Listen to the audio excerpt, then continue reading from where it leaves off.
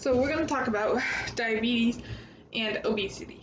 The prevalence of obesity was 42.4 in 2017 and 2018. From 1990 to 2000, through 2017 to 2018, the prevalence of obesity increased from 30% to 42.4.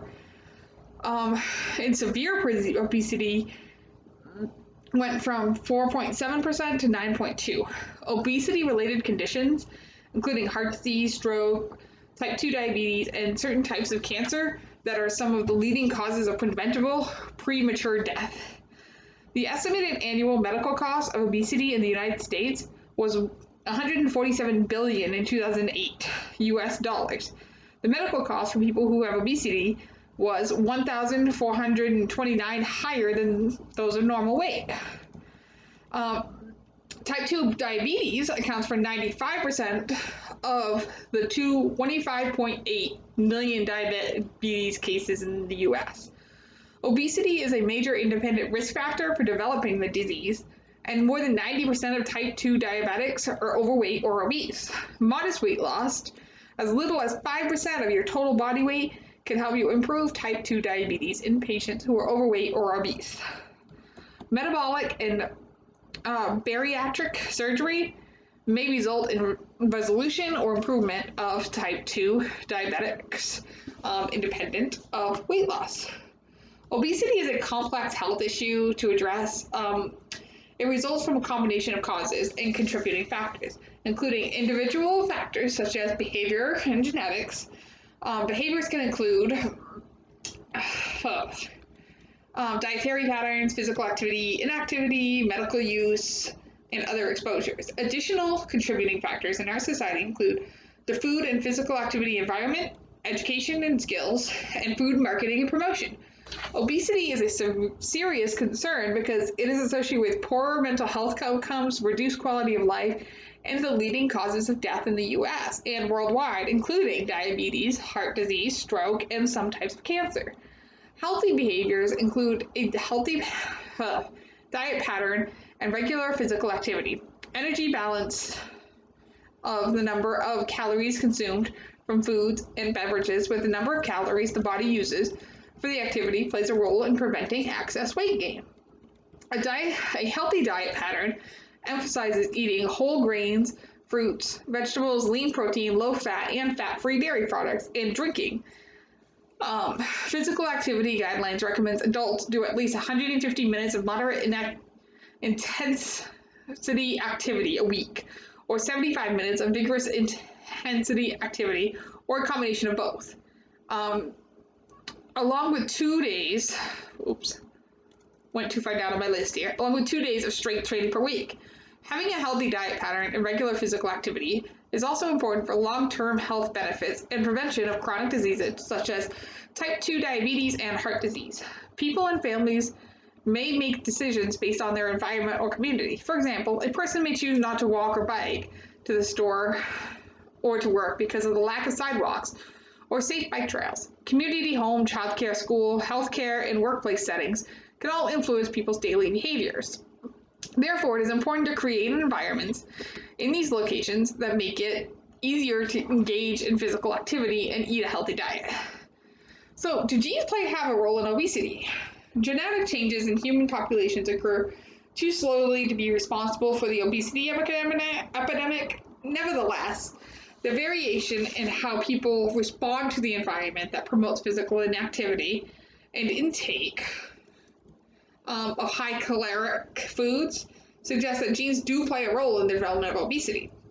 How do genes influence obesity? Genes give the body instructions to responding to changes in its environment.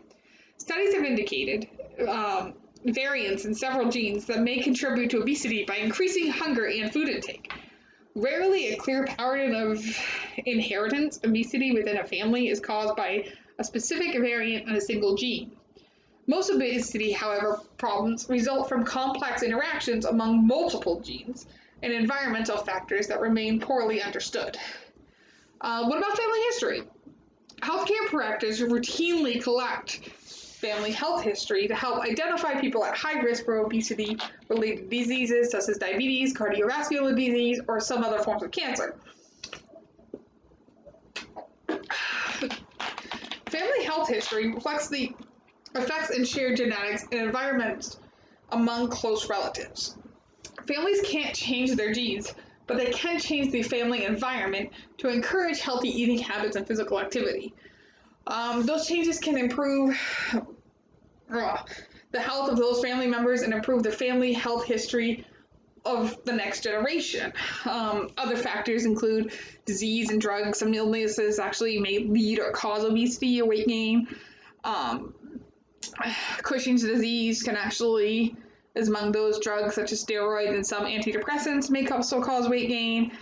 A healthcare provider can help you learn more about your health habits and history in order to tell whether your behaviors, illnesses, medications, and or psychological factors are contributing to weight gain or making it weight loss hard.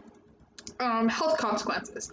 People who have obesity compared to those with normal or healthy weight are at an increased risk for many serious diseases, including all causes of death, mortality, high blood pressure, high LDL cholesterol, and low HDL cholesterol, type 2 diabetes, coronary heart disease, stroke, gallbladder disease, osteoporosis, sleep apnea, and breathing problems, many different types of cancer, low quality of life, mental illnesses such as clinical depression, anxiety, and other mental health disorders, body pain, and difficulty with physical functioning.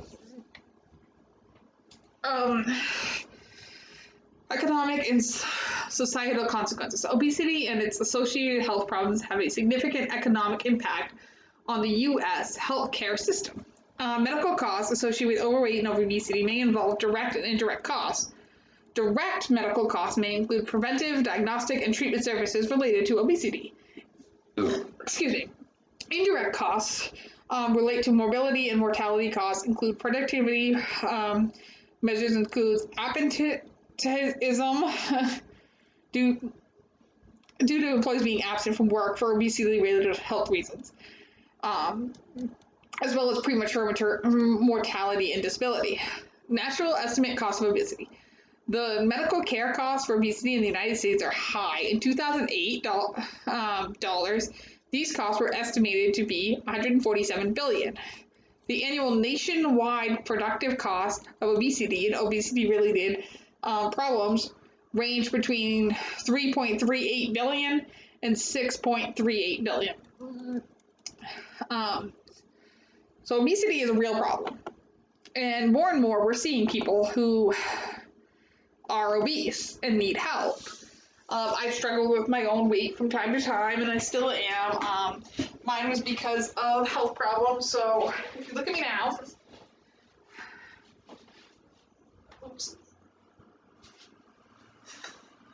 look at me now, I'm still on the bigger side. I'm actually considered obese. I struggled from depression since I was 14. So when I was 14, what happened is I started eating to deal with this depression, and I never stopped. So I just got bigger and bigger. I wasn't exercising. I was too depressed to do anything.